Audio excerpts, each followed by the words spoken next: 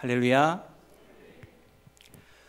우리 고등부 찬양팀의 찬양을 통해서 제가 잠시 느꼈던 내용은 참 활력이 있다라는 이런 내용들로 시작을 했다가 나중에는 어떤 마음이 들었냐면 참 하나님의 선물이다라는 생각이 들었습니다.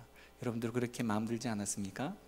우리가 이 자리에 함께 하는 것, 또 함께 예배하는 것 자체가 하나님의 선물이구나라는 생각을 하고 참으로 감사했습니다. 오늘 하나님이 주신 말씀을 함께 나누어 보기를 원합니다. 저는 제목을 형통은 설탕이 아닙니다 라는 제목으로 한번 오늘의 말씀을 나눠보기를 원합니다. 거칠 것이 없이 바라는 대로 진행되어지는 인생, 그 인생이 과연 하나님께서 서실 자리가 있을까? 또는 브레이크가 없는 멋진 자동차가 과연 좋은 자동차일까? 여유롭고 평탄하기만 한 삶이 권태로운 삶으로 이어지지 않게 할 수 있는 그러한 능력을 가진 사람들이 얼마나 있겠습니까? 그것이 쉬웠다면 성경이 굳이 감사하라, 찬양하라 라는 요구도 하지 않았을 것입니다. 사람은 늘 자기의 몫의 영광과 공로를 챙기고 나서야 비로소 하나님께 그 남은 감사와 영광을 드리는 것을 온전한 드림보다 더 잘하기 때문입니다. 그런 점에서 진정한 형통은 고난이 없는 상태, 그 상황만을 의미하는 것이 아닐 것입니다. 늘 안정된 미래가 보장된 삶도 아니다라는 것이죠. 내가 원하는 대로가 아니라 하나님이 원하시는 대로 되는 것이 진정한 형통일 것입니다. 이런 점에서 애굽에서 종으로 있던 요셉의 삶이 진정한 형통에 대해서 우리에게 시사하는 바가 적지 않습니다. 오늘 우리가 살펴보았던 창세기 39장 본장은 애굽으로 팔려간 요셉의 애굽 생활에 대해서 기록을 하고 있습니다. 앞부분은 종으로 팔려갔지만 보디발 장군의 집에서 형통한 면을 보여주고 보디발 장군의 부인에게 유혹을 당했지만 그가 피하는 이야기를 설명하다가 결국 그가 감옥에 갇히는 사건으로 정리가 되는 것입니다. 창세기 39장을 좀 간략하게 설명을 해보면 요셉은 하나님께로부터 많은 축복을 받았죠. 준수한 용모도 그가 하나님께로 받은 것들 중에 하나였습니다. 그러나 준수한 용모가 화근이 되어서 도리어 공경에 처하게 될 줄이야 누가 예측이나 했겠습니까? 보디발의 집에 보디발 외에 요셉을 총애하는 사람이 또 한 사람이 있었습니다. 바로 보디발의 아내였죠. 그녀는 요셉의 빼어난 용모에 매료가 되어져서 그를 사모하게 됩니다. 여인은 요셉과 잠자리를 같이 하려고 지속적으로 또 아주 끈질기게 유혹을 합니다. 맡겨진 모든 일을 잘 하면서도 용모 또한 준수하고 잘생긴 미남이었으니 유혹할 만한 매력을 충분히 느꼈을 줄 압니다. 요셉은 여주인의 유혹을 두 가지 이유를 들어서 뿌리를 쳤습니다. 그 첫 번째가 요셉은 안주인의 청을 들어주는 것은 바깥 주인이었던 보디발에 대한 배신이라고 단정을 지었습니다. 요셉은 주인이 그에게 베푼 신임을 결코 저버릴 수 없으며 생명을 걸고서라도 그 신임에 부응하는 삶을 살아야 할 것을 그 누구보다도 잘 알고 있었다라는 것입니다. 요즘처럼 신뢰를 헌신짝처럼 버리는 그런 세상 가운데에서 주인의 신임을 저버리지 않겠다는 이러한 굳은 각오로 살아가는 요셉의 삶보다 더 아름다운 이야기는 흔치 않을 줄 압니다. 두 번째로는 요셉은 안주인의 청에 응하는 것은 곧 하나님께 범죄하는 일이다라는 사실을 그 누구보다도 잘 알고 있었던 사람입니다. 하나님께서는 인간을 창조하시고 그들이 공동체를 형성하여 살아갈 때 서로 존중해야 할 한계와 선을 분명히 정해 주셨습니다. 인간은 자신의 자유를 이 테두리 안에서만 누려야 한다라는 것이죠. 그런데 종종 인간이 바로 하나님께서 그려주신 그 섬을 넘을 때가 있다라는 것입니다. 이것이 무엇입니까? 죄라는 것이죠. 요셉은 노예였고 당시 노예들 사회가 성적으로 매우 문란했다라는 것을 생각하면 요셉이 얼마나 윤리적으로 완벽한 사람인 줄 알게 될 것입니다. 요셉은 그녀와 함께 있던 것까지 거부를 했습니다. 죄는 싹부터 자르는 것이 가장 좋은 일이고 먼 발치에서라도 죄가 다가오는 것을 보면 도망치는 것이 바로 죄 문제를 해결할 수 있는 가장 좋은 방법입니다. 인간은 연약하기 때문에 죄 앞에서 굳건히 서 있기가 너무나도 어렵습니다.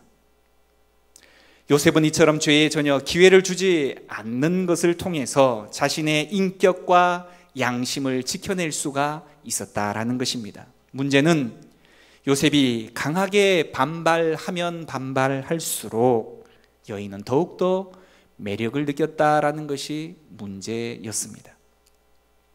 그녀는 날마다 요셉을 유혹했고 우리는 요셉이 매일 여인에게 유혹을 당했다라는 이 사실 앞에서 성도들이 당하게 되는 시험과 유혹들은 한순간으로 끝나는 것이 아니라 지속적이고 너무나도 집요하게 우리들을 찾아온다라는 사실을 잊지 말아야 한다라는 것입니다. 그러던 어느 날 그녀에게 절호의 찬스가 왔죠. 종들이 집안에 하나도 없는 틈을 타서 바로 그 주인은 바로 그 요셉을 붙들었던 것입니다. 성경에 남자가 여자를 강간하거나 겁탈하는 일은 종종 기록이 되어져 있어도 여자가 이처럼 완력을 사용해서 남자를 겁탈하려고 하였던 이 경우는 바로 이 여인이 유일합니다. 요셉이 기겁을 하고 도망하려 하자 그녀는 요셉의 겉옷을 재빨리 붙잡았고 결국 너무나도 당황한 요셉이 자신의 겉옷을 그녀의 손에 남겨둔 채 밖으로 도망을 하기에 이르릅니다. 여인의 자존심은 상할 대로 상했죠. 요셉의 마음 어디에도 그녀가 없다라는 사실에 요셉은 더 이상 이제는 선망의 대상이 아니라 증오의 대상이 되어버리고 말았다는 것입니다. 그녀는 안가품으로 요셉이 자기를 범하려 해서 소리를 질렀더니 옷만 벗어놓고 도망갔다라는 음모를 꾸며 대기 시작을 합니다. 그녀는 남편이 반드시 요셉을 벌하도록 상황을 몰아갔다라는 것이죠. 아내의 이야기를 듣고 난 보디발은 엄청난 화를 냈습니다. 사실 그의 화는 상당 부분 아내에 대한 분노였음을 많은 성경학자들은 추측을 하고 있습니다. 왜냐하면 보디발의 아내의 증언으로 인해서 요셉을 감옥에 감금하기는 하였지만 그에게는 요셉을 처형할 수 있는 바로 권한이 있었습니다. 그 당시 정서로는 안주인을 범하려는 노예, 그는 가차없이 처형당하는 것이 기정사실이었는데도 불구하고 그를 죽이지 않고 굳이 감옥에 감금한다라는 사실은 엄청난 예외 사항이었다라는 것입니다. 특별히 요셉이 갇힌 바로의 감옥은 정치범으로 가득한 곳으로 다른 감옥들보다도 여건이 상당히 좋은 편에 속했다라는 사실, 어찌되었건 이미 형들의 손에 의해서 너무나도 억울하고 기막힌 일을 당했던 요셉이 이번에는 이 음란한 여인으로 인해서 또 한 번의 기막힌 일을 당하게 된 이 순간, 여러분, 요셉은 하나님을 원망했을지도 모를 일입니다. 하나님께서 이런 일을 그저 방관만 하신다면, 그와 함께 하신다며 보여주신 그 뭐하는 징조가 무슨 소용이 있겠냐라는 사실입니다. 죄인의 옷으로 갈아입고 감옥으로 끌려갔던 요셉의 마음은 어떠하였겠습니까? 그는 감당하기 힘든 원통한 감정을 어떻게 해소했겠냐라는 것입니다. 하나님께서는 왜 잠잠히 지켜보고만 계시냐라는 것입니다. 우리가 살아가는 세상에도 이런 요셉처럼 억울하게 당하는 사람들이 많이 있는 줄 압니다. 그들에게 하나님의 공의, 하나님의 공평하심, 이런 것을 설명하는 일은 결코 쉽지 않은 것을 우리는 잘 알고 있습니다. 다만 모든 것이 끝나지 않았기 때문에 하나님을 기다려보자 라는 말 밖에는 위로할 말이 딱히 없다라는 것이죠. 이런 상황에서 성경은 참으로 어처구니 없게도 요셉을 들어서 형통함으로 표현을 하고 있습니다. 하나님은 형들에게 미움을 받고 상인의 손에 팔려서 노예가 되고 그것도 모자라서 누명을 뒤집어 써서 감옥에 억울하게 또 원통해서 잠도 이루지 못하는 이러한 요셉을 향해서 형통이라는 표현을 쓰고 있다라는 것입니다.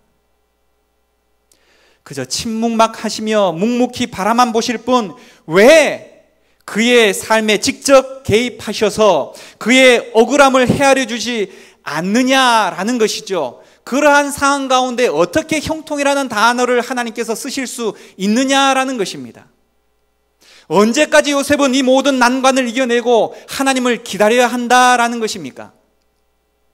그러한 상황에서 하나님의 형통은 과연 어떤 의미에서 요셉에게 현실적인 유익이 될 수 있느냐라는 것입니다. 하나님께서 철저하게 요셉과 함께 하시면서 그가 하는 모든 일을 사실 축복하시는 듯 하지만 정작 그의 억울함을 헤아리시고 그에게 자유는 주지 아니하시고 계십니다. 사실 요셉이 정작 필요로 하고 염원하는 것은 바로 자유가 아닙니까? 그것이 그에게 형통한 삶이 아니냐라는 것입니다.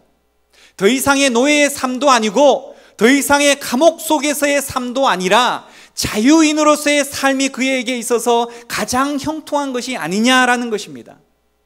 결국 안고가 빠진 찐빵, 그것은 무슨 맛이 있을 수 있겠습니까?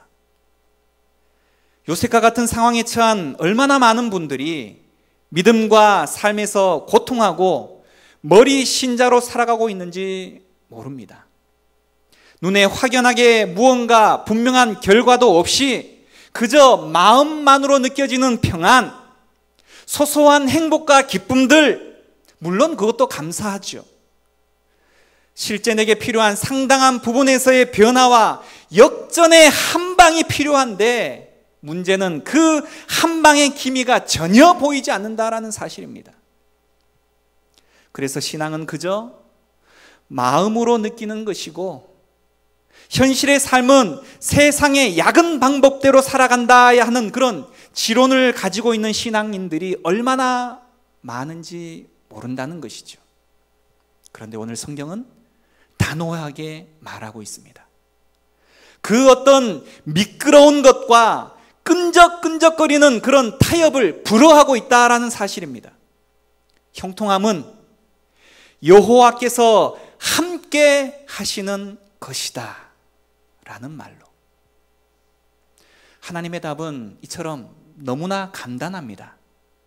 요셉의 현재 상황이 아직 때가 이르지 않았다. 하나님께서 정하신 때가 이르게 되어지면 요셉은 세상에서 가장 존귀하고 위대한 자로 세상에 그 모습을 드러내게 될 것이다. 그때까지 요셉은 하나님을 묵묵히 신뢰하고 다만 기다려야 한다. 비록 아직 때가 이르지 않았기 때문에 하나님께서 요셉에게 자유를 줄 수는 없지만 그와 함께 하고 계심을 입증할 만한 징조들로 그의 주변 사람들이 복을 받게 하시는 기적을 사용하십니다. 믿음의 사람들이 자신들로 인하여서 주변 사람들이 복을 받게 되는 것을 보게 되면 그것이 바로 하나님께서 그들과 함께 하시는 징조임을 우리는 알아야 한다라는 것입니다. 거기에 우리는 감사와 찬양을 할 수 있어야 한다라는 것입니다. 자신이 하는 일마다 축복하시는 하나님의 손길을 의식하면서 요셉은 과연 어떤 생각을 하였을까요? 노예였지만 보디발 장군의 집에서 죄수였지만 감옥 안에서의 그의 형통함은 바로 여호와께서 함께 하시기 때문이었습니다. 요셉이 감옥에 투옥된 것은 억울한 일이죠. 바로의 감옥에 수감된 일이 훗날 그가 직접 이집트의 왕에게 나아갈 수 있는 여건을 만들어준다라는 사실을 모를 때에는 말입니다.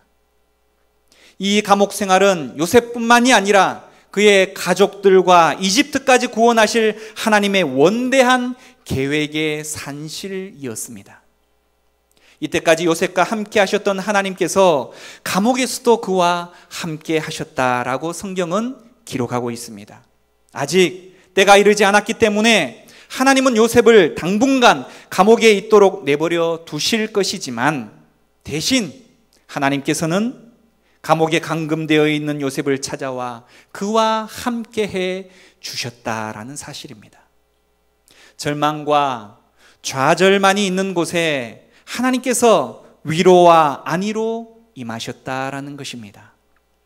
하나님의 함께 하심에 대한 21절의 언급에서 우리가 읽지는 않았지만 2절에서 3절에 동일한 표현이 나옵니다만 2절과 3절에 나오지 아니하는 언급이 바로 21절에 추가가 되는 내용들이 있습니다. 바로 여호와께서 그에게 인자를 더했다라는 표현입니다. 다시 말해 요셉에 대한 하나님의 특별한 배려와 개입을 드러내는 표현이다라는 것인데, 요셉의 감옥 생활을 묘사하는 21절에서 23절은 여호와께서 요셉과 함께 하셨다라는 말이 두 차례, 하나님의 보살피시는 손길이 그와 함께 했다라는 것도 두 차례나 반복되는 것을 우리는 살펴볼 수가 있습니다. 결국 감옥에 갇혀 있는 만큼 하나님의 관심과 도움이 각별하다라는 사실을 대변하고 있다라는 것입니다. 우리가 더욱 힘겨운 상황 가운데 처하면 처할수록 그분께서 우리의 가장 가까운 곳에서 우리를 위해서 일하시고 위로하시는 그의 사랑이 더욱더 진하고 각별하게 될 것을 우리에게 기억하라라는 말씀이라는 것입니다. 이처럼 여호와의 임재는 무엇보다도 하나님의 축복입니다. 그 축복은 누구도 그를 당할 자가 없게 만드는 것입니다. 뿐만 아니라 이러한 하나님의 임재하심에도 불구하고 인생의 고난에서 제외된다라는 의미는 결코 아니라는 사실을 우리는 주목해야 합니다. 얼마든지 고난이 있을 수 있다라는 것입니다. 그러나 그 고난 환경 가운데에서도 하나님께서 형통케 하실 수 있다라는 사실입니다. 뿐만 아니라 여호와께서 함께 하실 그 때에는 그 사람에게 신앙적으로 도덕적으로 책임이 뒤따른다라는 사실을 기억하라라는 것입니다. 하나님의 선하신 뜻대로 살지 않을 때는 오히려 화가 되어질 수 있다라는 것이죠.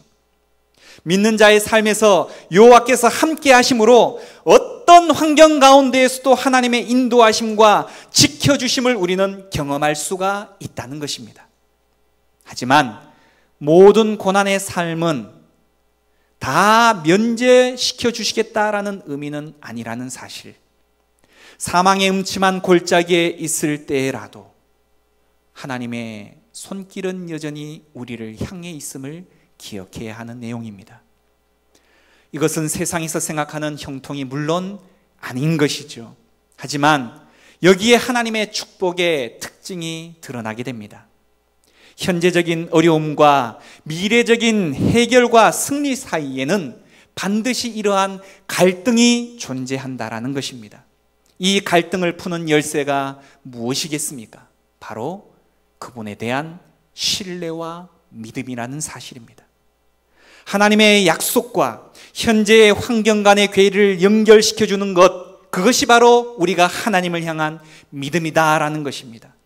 믿음으로 말미암아 하나님께서 함께 하실 때에 우리에게 요구되어지는 책임 있는 삶을 우리는 살아갈 수가 있게 되는 것입니다. 이것이야말로 온전한 믿음의 행위가 되는 것입니다.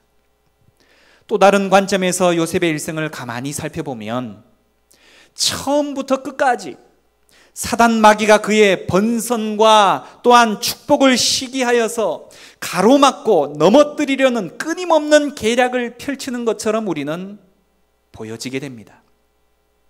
순간순간 마귀의 계략은 철저하고 지독스러우며 너무하다 싶을 정도로 처참하기까지 한 것이 요셉의 일생인 것 같습니다. 결국 그를 어두운 감옥으로 보내고 모든 희망의 싹마저 잘라버리는 상황으로 몰아감으로써 마귀의 승리로 결말이 날 것처럼 보입니다. 하지만 그 어두운 암흑 가운데에서도 하나님은 희망의 빛을 보내심으로 역전의 발판을 마련하시죠. 결국 믿음만이 승리하게 되어진다라는 것을 모든 후대의 사람들에게 보여주고 계십니다. 참혹한 가운데 얻게 되는 승리야말로 너무나 값지고 귀하게 여겨지기 마련인 것이죠. 창세기 39장은 단지 요셉 한 사람의 흥망성쇠를 말하는 수준에 결코 그치지 않는 것입니다. 요셉이 애굽에 가는 것은 하나님께서 이스라엘을 구원하시려는 뜻을 이루려는 계획 가운데에 이루어지는 사건입니다. 그는 삶 가운데 온갖 고난을 겪고 마침내 애굽의 총리가 되지만 이는 하나님께서 그때 있었던 기근에서 그들을 구원하시고 이스라엘을 애굽으로 인도하시는 일을 이루시기 위해서 요셉이라는 한 사람을 사용하시게 된 것이다 라는 것입니다. 그러한 측면에서 요셉 개인이 당하는 이러한 고난은 이스라엘을 대표하는 상징의 의미를 포함합니다. 성도들은 애매한 고난을 당할 때가 있습니다. 그러나 그 고난 뒤에는 마침내 하나님의 세우심을 체험하게 될 것입니다. 뿐만 아니라 이 고난을 통하여서 분명코 다른 사람에게까지 그 유익이 바로 베풀어지게 되어질 것이다 라는 사실입니다. 사실 그 자신은 너무나 비참한 상황 가운데 있게 되어질지라도 그의 존재 자체만으로도 그 주변의 사람들, 다시 말해 보디발의 가정과 감옥 안의 간수와 제수로 왔던 왕의 신하에 이르기까지 결국 그는 축복의 통로가 되고 있다라는 사실을 그는 알지 못하였지만 그 주변의 모든 사람들은 그 혜택을 누리게 되었습니다. 이스라엘을 위해서 요셉을 그 길로 갈 수 있게 만드신 하나님, 모든 하나님의 백성을 위해서 예수님을 십자가의 길로 또한 가게 하셨습니다. 그 하나님이 지금 믿는 자들의 인생길 가운데에서도 역사하고 계십니다. 이들의 고난을 통해서 하나님은 더욱더 크신 일을 이루어 가고 계시다라는 사실을 우리는 기억해야 한다는 것입니다. 하나님은 결국 고난당하였던 요셉도 축복하시고 예수님도 가장 존귀한 자리에 앉히셨습니다. 지금 누구 하나 알아주지 않는 곳에서 고난당하는 그러한 믿음의 선한 일꾼들도 그 길을 요셉처럼 예수님처럼 굳굳이 갈 수 있는 그러한 믿음의 내용들은 이들의 현재의 삶이 결국 존귀의 자리로 나아갈 수 있게 되어진다라는 사실을 바로 그들이 알고 있기 때문이다라는 사실입니다. 요셉의 이야기를 통해 하나님은 믿는 자들에게 소망을 주십니다. 하나님은 때와 장소를 초월하여서 우리와 함께 하시는 분이십니다. 요셉이 타국에서 홀로 있기는 하지만 그는 하나님께서 함께 하셨습니다. 그래서 그는 혼자가 아니다라는 사실이죠. 그가 보통 사람 같았더라면 좌절하고 절망할 수밖에 없는 일들을 끊임없이 당하면서도 끝까지 포기하지 아니하고 그 믿음의 길을 계속해서 걸어갈 수 있었던 것은 그가 하나님께서 그와 함께하고 계심을 의식하고 있었기 때문이다라는 사실입니다. 하나님의 함께하심은 그의 능력과 힘을 분명코 가져다 준다라는 사실, 우리는 하나님의 말씀을 통해서 느낄 수 있어야 한다는 것입니다. 여기에 한 가지 더 짚고 넘어가야 할 부분은, 그렇다면 하나님께서 회복시켜 주실 그 때가 언제냐라는 것입니다. 하나님은 시간의 창조자 또한 주관자이시죠. 하나님은 째깍째깍 돌아가는 시계바늘이 주는 규칙적이고 물리적인 시간뿐만이 아니라 자신의 백성 사이에 흐르는 시간, 그 역시도 창조하고 주관하시는 분이십니다. 하나님은 길이의 시간을 다스리시다가 그분의 백성과 만나는 깊이의 시간마저도 마련하셔서 인격적인 친밀한 만남을 이루어 가시는 분이 우리의 하나님이십니다. 하나님의 시간표는 언제나 우리가 원하는 것처럼 빠르게 움직이지를 않습니다. 그분은 즉흥적이지 않으며 거대한 우주와 역사의 시간표를 가지고 계셔서 그분의 계획대로 그분의 일을 진행해 나가시는 분이십니다.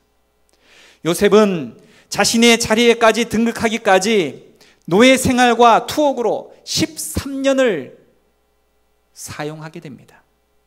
심지어서 요셉이 해몽을 할 수 있는 자로 일단 명성을 얻은 후에라도 하나님께서 바로에게 꿈을 꾸게 하셔서 술 맡은 관원의 기억을 상기케 하여 주시고 요셉을 옥에서 나오게 하기까지 꼬박 2년이라는 시간이 더 소요되게 하십니다. 하나님의 시간표는 예상하기가 어려울 뿐만이 아니라 하나님의 방법은 인식하기조차도 어려운 것이 하나님의 것입니다. 하지만 우리는 하나님의 명령을 순종하는 그 일에 마땅히 기다려야 하는 그 시간, 그것은 바로 하나님의 시간인 것이고 그 시간은 하나님의 것입니다. 기다리는 동안 하나님은 당신의 방법으로 일하십니다. 그리고 당신의 뜻을 이루어 가십니다. 결국 하나님은 기다림을 통해서만 만날 수 있는 분이시다라는 것이죠. 하나님의 방식에 따라 하나님의 뜻에 순종하며 하나님이 만나 주실 것을 기다리는 것이 그분을 만날 수 있는 유일한 길이다라는 것입니다. 약속의 성취가 주연되는 것처럼 보이는 까닭은 바로 우리의 욕망에 따라서 그 약속의 성취를 기대하기 때문일 것입니다. 우리의 삶이 어떠한 형편에 있든지 간에 하나님께서 우리가 요셉과 같이 충성하기를 우리 하나님께서는 우리 각자에게 요구하고 계신다라는 사실입니다. 하나님께 대한 섬김에는 단지 우리가 천국의 티켓을 따서 천국에 들어가는 최종적인 것만을 말하는 것이 아니라 우리의 매일의 순간의 하루하루의 삶, 매 분초마다의 생각과 그 모든 결정과 또한 그 행동까지도 하나님은 지켜보시고 또한 그 모든 내용을 하나님께서는 귀하게 보신다라는 것입니다. 이런 점에서 노예 생활과 투옥 중에 요셉의 일관된 하나님을 향한 그 충성됨은 어느 면으로 보나 그가 이집트의 제2인자로 있는 동안 가져온 구원만큼이나 하나님께 있어서 너무나도 귀하고 소중한 삶의 영역이었습니다. 하나님께서 얼마나 크게 사용하시는지에 상관없이 우리가 그분께 보여야 할 자세는 온전하고 절대적인 충성이라는 것입니다. 그렇다면 지금까지 우리가 이해했던 형통의 삶에 대한 재해석이 필요할 줄 압니다. 올바른 삶이 늘 당장 좋은 결과로 나타나는 것이 아니지만 요셉과 같이 보디발의 아내가 요셉에게 가정 총무의 옷을 벗기고 죄수의 옷을 입힐 수는 있을지 모르겠지만 하나님의 장구한 그 계획을 결단코 막을 수는 없다라는 것입니다. 보디발의 집에서 감옥으로 이동하는 것을 세상은 실패자라고 말합니다. 하지만 요셉에게는 단지 하나님의 뜻에 따른 보직 변경 수준에 불과한 것입니다. 요셉을 향한 그리고 요셉을 통한 하나님의 꿈이 이루어질 때까지 하나님은 그와 함께 하셨고 그를 끊임없이 형통케 하시는 사역을 이루어 가십니다. 어디서든지 하나님이 나와 함께 하시니 사망의 음침한 골짜기와 어떠한 참담한 고난 앞에서도 나의 기대에 미치지 못하는 현실을 탓하고 불평하기보다는 나의 삶의 자리를 향한 하나님의 뜻을 살피고 순종하는 삶을 우리는 살아가야 할 것입니다. 그러할 때 어떠한 형편 가운데에서도 하나님의 형통케 하시는 그 역사를 우리는 기대할 수가 있다라는 사실입니다. 하나님의 시간표상 어떤 사람들은 미천한 신분으로 고생한 이후에야 중요한 위치로 부상을 하게 됩니다. 하지만 참으로 많은 사람들은 바로 하나님의 계획 가운데에서 그 어떤 인정과 감사도 또 아무런 직책도 얻지 못할 뿐만이 아니라 하찮은 결과만 낳으면서 무명의 비천함 가운데에 하나님을 섬겨야 하는 이들이 수없이 많게 될 것입니다. 우리들의 이름을 그 어느 누구도 알지 못하고 기억하지 못할 일들이 있다라는 것입니다. 하지만 믿음으로 최선의 경주를 달려간다면 우리의 이름은 저 하늘에서 또는 이 땅 가운데에서 영원토록 많은 후대의 우리의 자녀들에게 바로 그 이름이 회자되어지게 될 것입니다. 하나님께서 자신을 위해 살아간 그들을 결코 잊지 않으시기 때문이다라는 사실이죠. 오늘 저와 여러분도 그 사람들 중에 하나이길 소망합니다.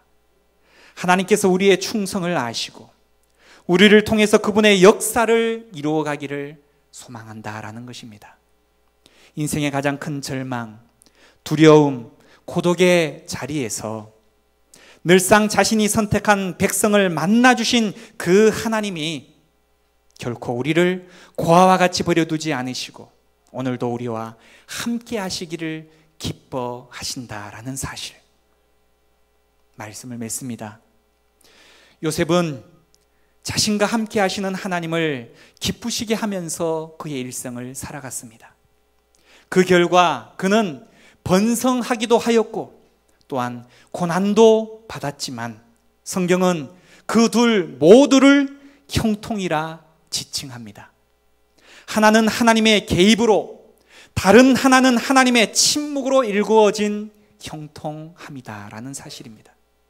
내가 바라는 대로 되는 것이 형통이 아니라 하나님이 원하시는 대로 되는 것이 진정한 형통이다라는 것이죠. 따라서 우리는 눈에 보이는 대로 그 상황에 대해서 섣불리 낙심하거나 절망해서는 안 될 것입니다. 어떤 일이 일어나도 나와 함께 하시며 나의 삶을 주관하시는 크신 하나님을 신뢰하고 찬양할 수 있는 자, 신분과 상황은 얼마든지 바뀌어 나갈 수 있지만 그분에 대한 믿음과 신뢰는 변함이 없을 수 있는 자, 불의가 승리의 축배를 들고 하나님은 무력하게 침묵하시는 듯 보일 때라도 하나님의 계획은 중단 없이 거침없이 이루어지고 있음을 믿을 수 있는 자, 오늘 그 자리가 우리의 자리임을 우리는 잊지 말아야 합니다. 수많은 퍼즐 가운데에서 우리는 지금 현재 몇 개만의 퍼즐로 우리의 인생 전체를 평가하려 들지만 하나님의 때에 그 시간에 비로소 하나님의 온전한 형통의 그 결과를 바라보면서 요셉의 고백과 같이 바로 우리도 하나님을 향한 진정한 고백의 순간이 반드시 오게 될 것임을 우리는 기억해야 할 것입니다. 진정한 형통은 하나님으로부터 오는 선물입니다. 이런 측면에 있어서 우리가 당하는 수많은 고난은 우리가 하나님의 함께 하심을 수용할 만큼의 빈 그릇을 마련하는 시간들입니다. 얼마나 우리는 빈 공간이 있습니까? 얼마나 만큼 우리는 하나님을 향해서 여백의 자리를 만들어 놓으셨습니까? 이 시간 찬양을 하나님 앞에 드리면서 기도하는 시간을 갖기를 원합니다.